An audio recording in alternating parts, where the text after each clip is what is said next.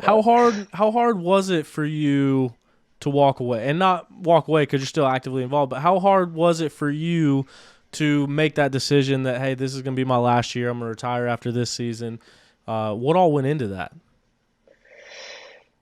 um, And that's a loaded question, I know, yeah, but it's definitely a loaded question. It's been so long. Like, really, for me, it was, I don't know. I had the feeling for a couple of years that I kind of,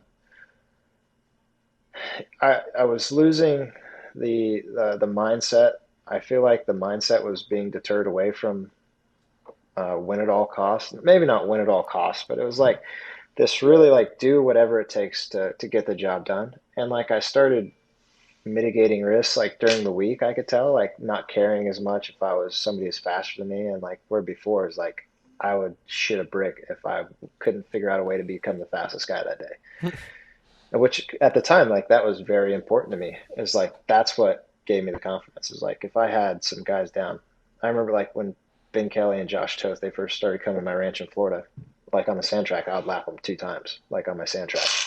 Then the next year, I was only able to lap them once. So I was like, what the hell? Am I getting slower? Are they getting faster? Like they were getting faster, obviously, but and then I was like, now I'm competing with these two guys. Like, what the hell's going on? I could just see the evolution, and two, like certain things just didn't hold as much value to me, and I felt like I had more to lose by actually losing than I had to gain from going out and winning, and I was right on that. Like I said, I was turning 30 years old in 20, so I was right on that cusp of like it could go either way here. I could, you know, be good for another couple of years, or I could maybe not. So, and honestly, I'm super glad with my decision of not doing it because in the last 2 years, I've blown out both my knees. So I could have maybe missed both seasons at these last couple of years, but I would have rode through it for sure because I've ridden through both of my knees as is. But this definitely set me back, is what I'm getting at. Like if I were to try to come back and race now, I'd have to spend a whole year like getting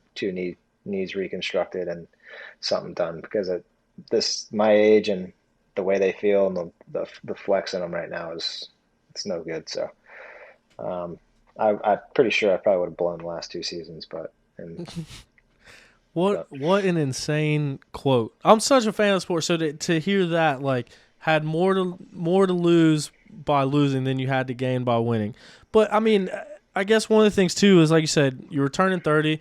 I think there's four four or five XC1 guys right now that are over 30, and a couple that are older than you still, and still racing. But things like you're one championship away from tying the all-time championship record. You took the all-time wins, but one championship away from that record too. Like, did any of that come into play or come into mind, or was it for you just focusing on you, where you were at, where your head was at, and that was the ultimate decider?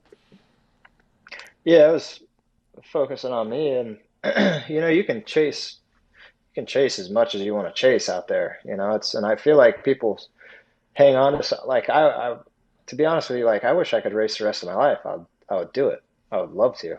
Like there's nothing ever that's going to replace that feeling of being able to win at the highest level of any sort of discipline in any sport. Like you're not going to find that elsewhere. And to do it at that level for so long and to accomplish more than I've was ever thought I could or was set out to do. Like my entire philosophy growing up and when I was a kid, like I knew I was going to be a professional athlete.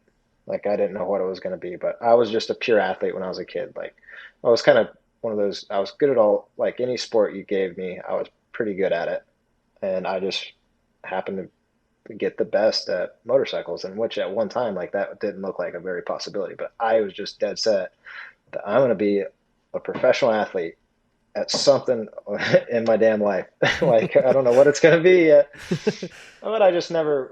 And then, like I said, like that was my only goal. Like as a kid, it wasn't to really to win anything until later on. It's like now you start putting those aspects on it, and you're like, what could winning do for me?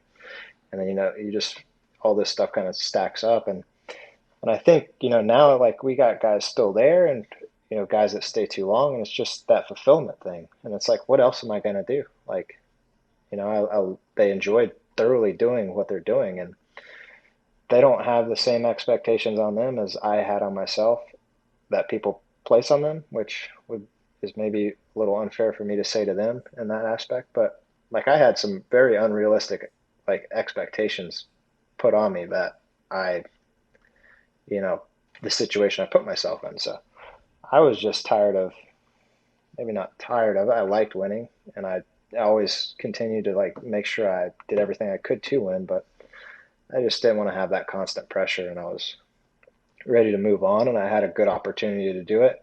And like I said, I built a business model that unknowingly, and was able to key myself up to actually start something that was sustainable rather than to linger too long and then maybe not have the opportunity I have now.